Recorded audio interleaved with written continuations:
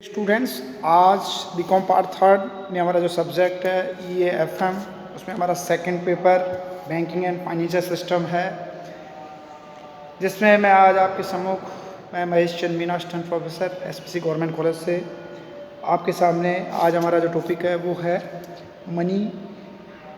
Money का meaning, उसका nature और उसके फंक्शन कौन कौन से हैं, उसके बारे में हम चर्चा करेंगे। पहले मुद्रा यानी मनी, उसकी मीनिंग क्या है, फिर उसकी डेफिनेशन लेंगे। जैसा कि आपको मालूम है, अगर हम बात करें मुद्रा की, तो मुद्रा शब्द हिंदी रूपांतरण है मनी शब्द का, और लैटिन भाषा में मोनिटा शब्द से हुई है, जो रोम की देवी जूनो का प्रारंभिक नाम था। इस प्रकार अगर हम बात करें तो मुद्रा का रूप और उसकी प्रकृति को समझने के लिए या मुद्रा को समझने के लिए हमें यह बताना पड़ेगा कि मुद्रा को भी स्वर्गीय सुख प्रदान करने का प्रतीक माना गया है। कहने का तात्पर्य है, सामान्यतः तो मुद्रा से तात्पर्य विनिमय के माध्यम से लगाया जाता है, लेकिन हम कह सकते हैं मुद्रा कोई भी वह वस्तु है जो विनिमय के माध्यम से रूप में स्वतंत्रतापूर्वक हस्तांतरित होती है और सामान्य ऋणों के अग्रिम भुगतान में ग्रहण की जाती है। अगर हम इसके डेफिनेशन की बात करें तो किन्स कहते हैं, मुद्रा वह है जिसको देकर ऋण प्रशंविदों तथा कीमत प्रशंविदों का भुगतान किया जाता है और जिसके रूप में सामान्य क्रय शक्ति का संचय किया जाता है।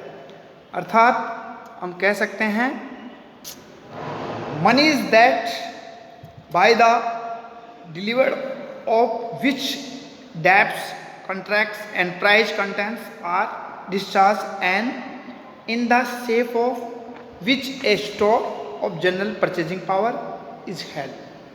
इस कोटेशन में किसने कहा है कि मुद्रा में वे सभी वस्तुएं सम्मिलित है जो किसी विशेष समय स्थान पर बिना किसी संकोच और बिना किसी विशेष जांच के वस्तुओं और सेवाओं के खरीदने और उन्हें खर्च के भुगतान के रूप में सर्वसाधारण प्रचलित है।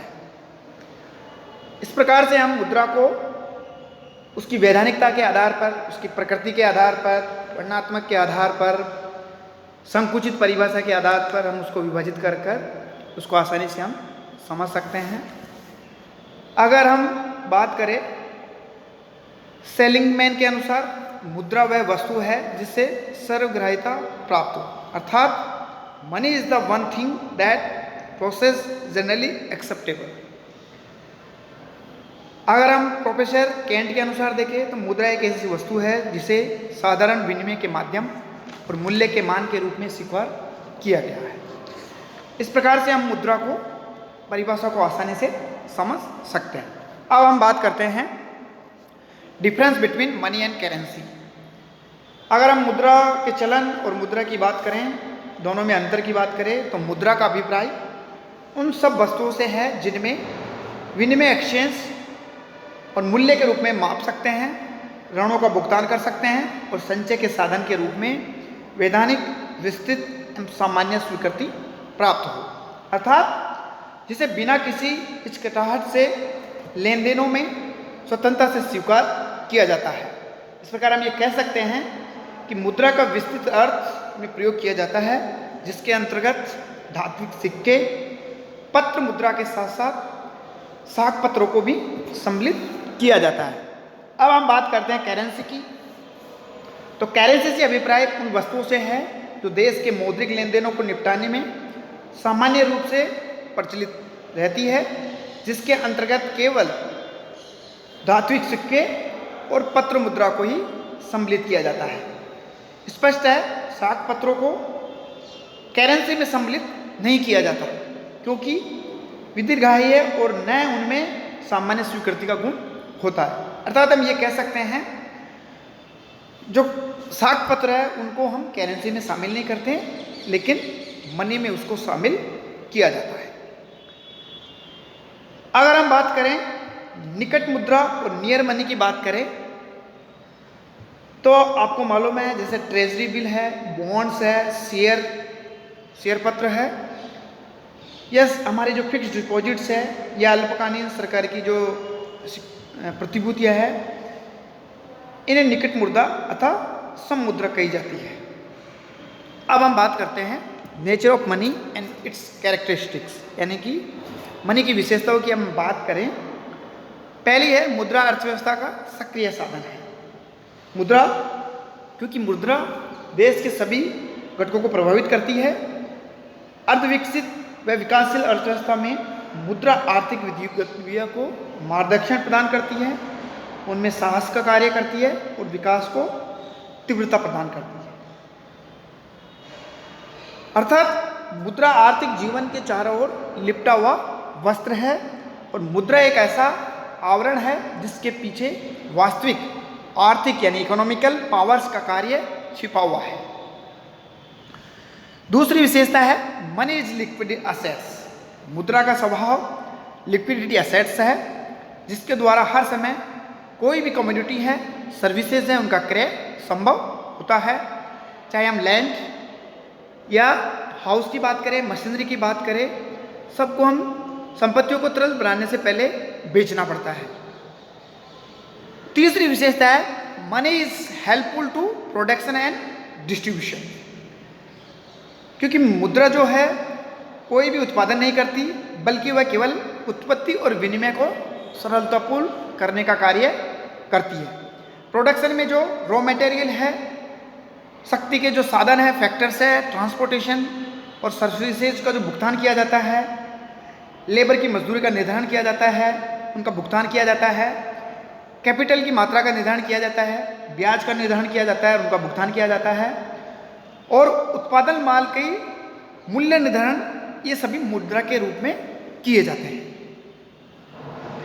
अर्थात मुद्रा स्वयं कुछ भी उत्पादन नहीं कर सकती, वह तो केवल वस्तुओं और सेवाओं का उत्पादन और उनका जो वितरण है, आर्थिक क्रियाओं और सामाजिक न्याय प्राप्त करने का एक साधन है।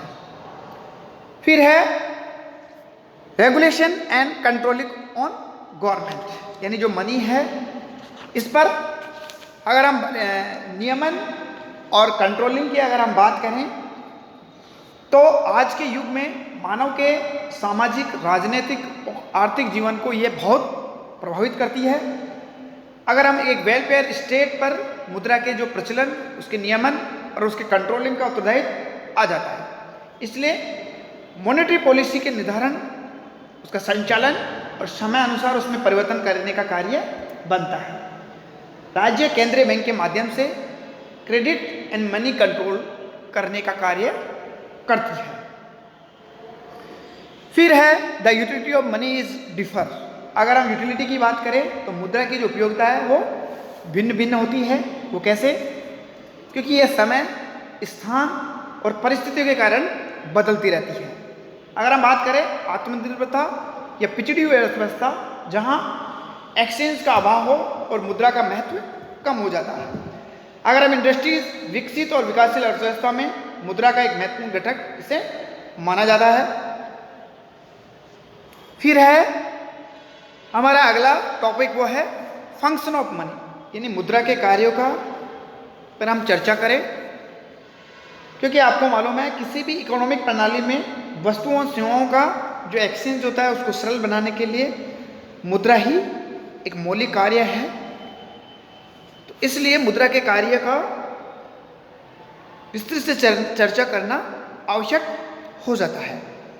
अगर हम बात करें इसके कार्यों का विभाजन की बात करें तो ये स्टैटिकल फंक्शन ऑफ मनी और डायमेटिकल फंक्शन ऑफ मनी दो तरह से हम विभाजित कर सकते हैं।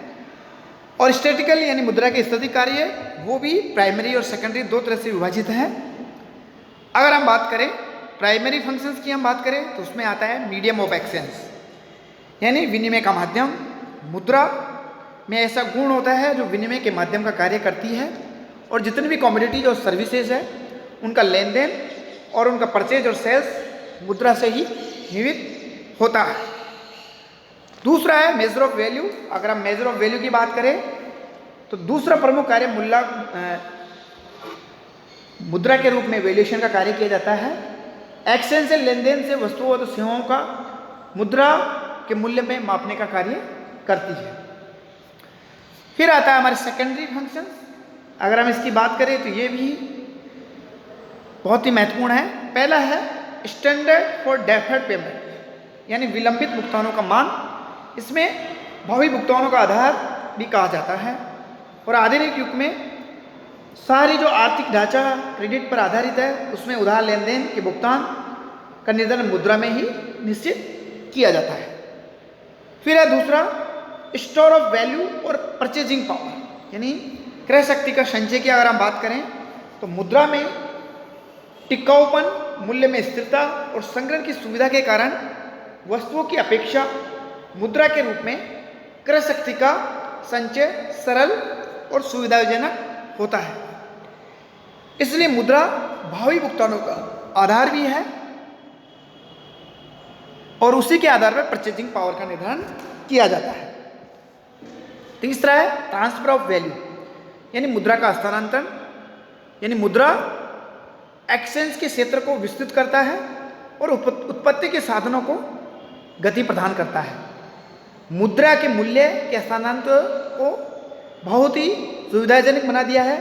जैसे अगर एक व्यक्ति गांव छोड़कर शहर जाना चाहता है तो अपने गांव स्थित मकान को, भूमि को, उसकी जो भी संपत्ति है उसको मुद्रा का प्रयोग कर सकता है और शहर में वो उसे नई संपत्ति खरीद सकता है।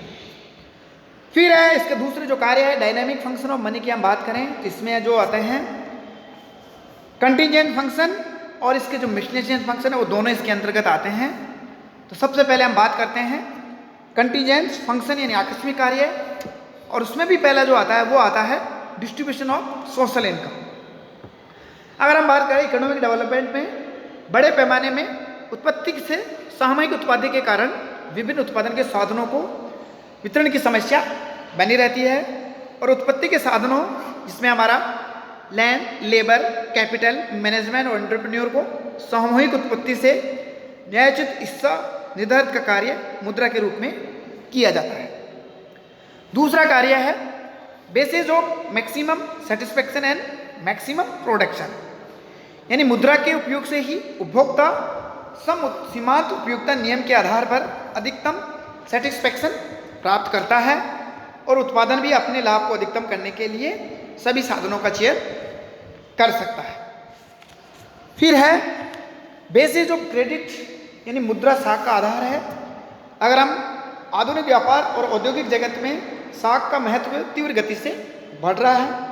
अगर हम बैंकिंग सेक्टर और फाइनेंशियल इंस्टीट्यूट्स की स्थापना का आधार भी मुद्रा ही है, क्योंकि जितने भी चेक्स हैं, साख पत्र है, हुंडिया है, वो सब मुद्रा पर ही आधारित है और साख संस्थाएं थोड़ी सी मुद्रा के आधार पर कई गुना क्रेडिट का सृजन करती है।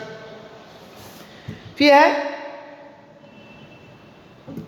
मिसलेनियस फंक्शन की हम बात करें तो इसमें पहला आता है गारंटर ऑफ सॉल्वेंस, यानी शोधन क्षमता की गारंटी, जिसमें हम कह सकते हैं मुद्रा द्वारा ऋणी अपने दायित्वों को चुकाकर अपनी सॉल्वेंस क्षमता बनाए रखता है। कोई भी फर्म है, व्यक्ति है या संस्था है, दिवालिया तभी माने जाते हैं जब वह अपने दायित्व और ऋणों को मुद्रा में भुगतान करने में असमर्थ हो। इसके कारण प्रत्येक व्यक्ति, फर्म, संस्था अपने शोधन क्षमता को बनाए रखने के लिए कुछ संपत्तियों को मुद्रा के रूप में रखती है ताकि भावी भुगतानों को चुकाया जा सके। दूसरा है बियर्स ऑफ ऑप्शन, यानी निर्णय का वाहक।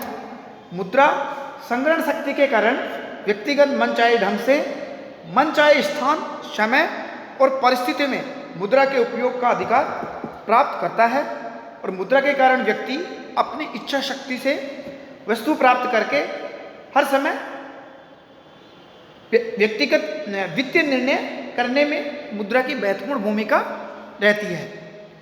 तीसरा फंक्शन है बेसिस ऑफ इकोनॉमिक डेवलपमेंट। मुद्रा पूंजी की तरलता तथा उत्पादन के साधनों में विकास की प्रक्रिया के माध्यम से आर्थिक विकास की प्रक्रिया को गति प्रदान करता है।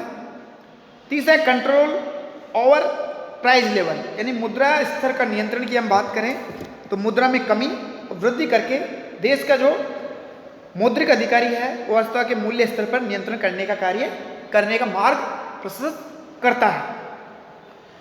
और लास्ट है जनरेशन ऑफ एम्प्लॉयमेंट, यानी रोजगार सृजन। अगर हम बात करें आधुनिक अर्थव्यवस्थाओं में पूर्ण रोजगार बनाए रखने के लिए सरकार मुद्रा के द्वारा आर्थिक विकास के साथ साथ रोजगार सृजन का कार्य भी करती है। कहने का मतलब है इन समस्त कार्यों का अगर हम निष्कर्ष के रूप में कहें तो विनिमय का माध्यम, मूल्य का मापक और भावी भुगतानों का आधार, मूल्य संग्रहण का साधन महत्वपूर्ण है। अर्थव्यवस्था की जितनी भी जटिलताओं को देखते हैं हम, दूसरे कार्य भी है इसके, लेकिन मानव जीवन के इकोनॉमिक डेवलपमेंट के साथ साथ इन कार्यों में संख्या में वृद्धि होती रहती है। आज के लिए इतना ही, थैंक्स। कल का हमारा जो टॉपिक होगा जिसमें हम चर्चा करेंगे importance and role of money, यानी मुद्रा का महत्व और उसकी क्या भूमिका है, इसके बारे में हम हमारे नेक्स्ट वीडियो में चर्चा करेंगे। आज के लिए इतना ही, थैंक यू, धन्यवाद।